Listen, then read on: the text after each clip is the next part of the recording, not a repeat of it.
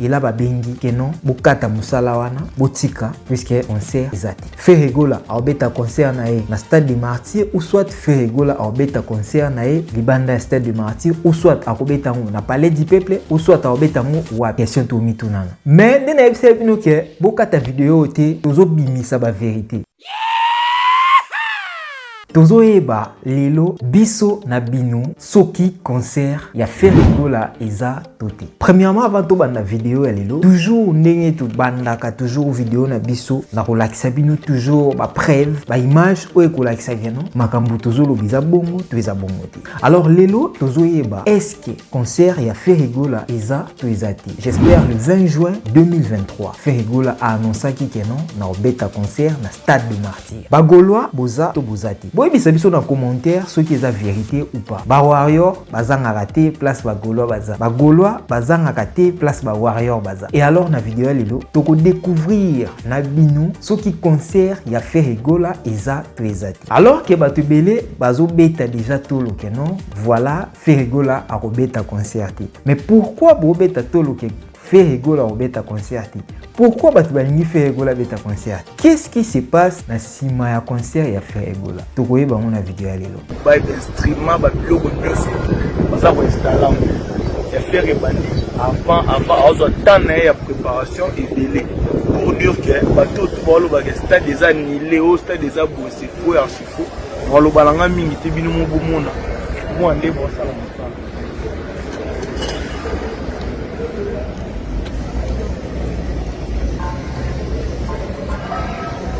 Déjà, on va monter podium 3 semaines en avance. 3 semaines en avance, on va monter.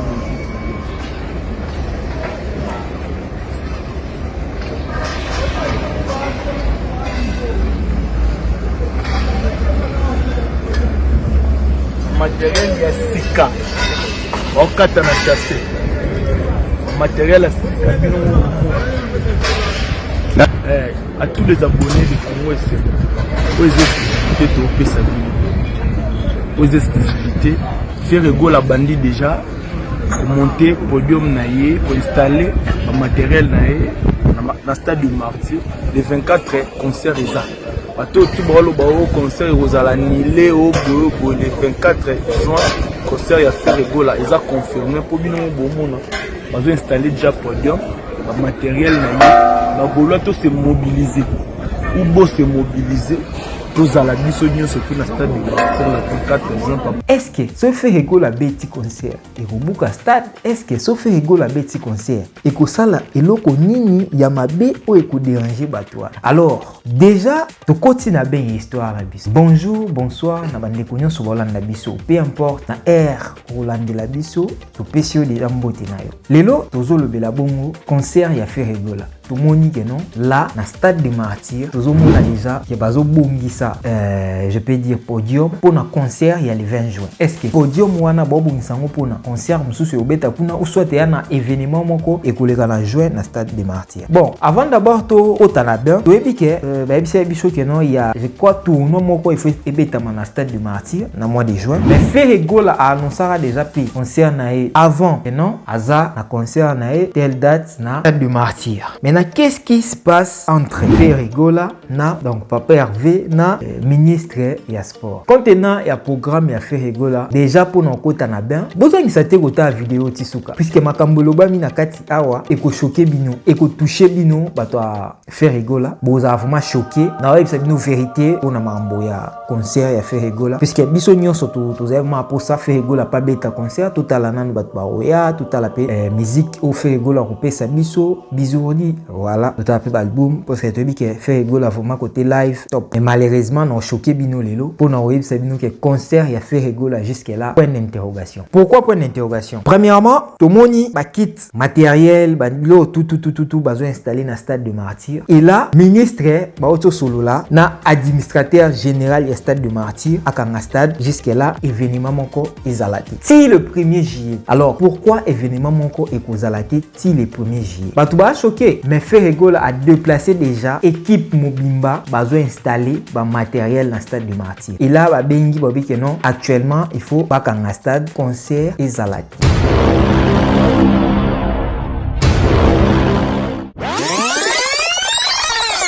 mais pourquoi baosala faire ego la boye autozo ba choc akuta na ba mambo belé auto beta pe concert ni moto mone na Côte d'Ivoire asali ba événement belé mais là na dernière minute ya baotanda plutôt ba podium baotanda ba kit ba matériel baobungisa ba matériel vraiment ya sika to moni ba matériel a bien na pelouse mambutu binomo bomona na ba image et là ba bengi que non bokata musala wana botika puisque concert ezati faire ego la obeta concert na stade des Martyrs ou soit faire ego la obeta concert na libanda stade des Martyrs ou soit akobeta ngo na palais du peuple ou soit akobeta ngo wa question to mitunana mais ndena ebise bino ke bokata vidéo te tozo bimisa ba vérité.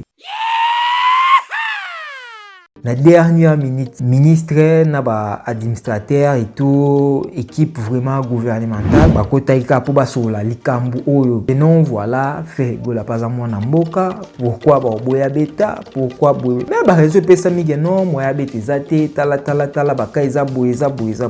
Et bobi non. Fait gola c'est un enfant du pays. Fait gola c'est un enfant du pays. Ba copie me le stade des Martyrs et puis stade des Martyrs on ozongo gratuitement te akoloué. Ba ebisi que non fait rigola avant de passer au stade des Martyrs il faut rassurer biso que non batou bakoku fati fait rigola avant de passer au stade des Martyrs il faut rassurer biso que non ba croix rouge bakozala na pour na s'occuper na bateau nyonso bakozala wana fait rigola avant de passer au Martyrs il faut répondre na ba critères pam et là fait rigola parle ba soutien na fait rigola pe azape na makambu na ndeto ebe abi oui étant homme sérieux étant papa étant artiste et puis moi na mboka jamais na kondima bato bakufa na concert na ngai jamais na kondima keno makam na ngai eza mabe et par là fait rigola pe atandaki na décharge na ya baksi ba ebilo ono il faut ezala wana dans les cadres keno concert ele kaito papi fait rigola est-ce que ebi ke bato belé bazo contre yo obeta stade des Martyrs te oui na est-ce que ebi ke bato belé bana poso o échouer likamba stade des Martyrs est-ce que ebi ke bato belé bakoki ko yaka ka ko bebisa makambu na jo stade des Martyrs alors elo nini ezo prouver biso vraiment que non yo okozala vraiment responsable ya ba acte nyonso oye koleka la stade des Martyrs c'est par là Perigola a assuré sécurité a signé sur la sécurité ya ba fan ou soit ba téléspectateurs nyonso ba ozala na kati ya stade bana stade et puis a assuré sécurité ya